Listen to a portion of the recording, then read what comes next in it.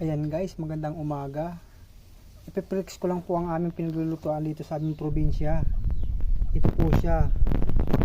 Ayan. Ito po ang aming lutuan guys, sa mga nagtatanong. Ayan. Ayan siya po. Ayan. Ayan. Ang ginagamit namin po dyan para maluto ang ating lulutuin, ang mga gulay, kanin at kung ano-ano pa. Ayan, ito po yung aming paglulutuan. Ito naman po ang ginagamit namin pang dingas.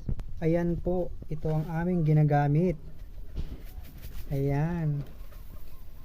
Ipa ng palay. Ayan, yung balat ng palay guys. Ayan. Ilalagay natin dito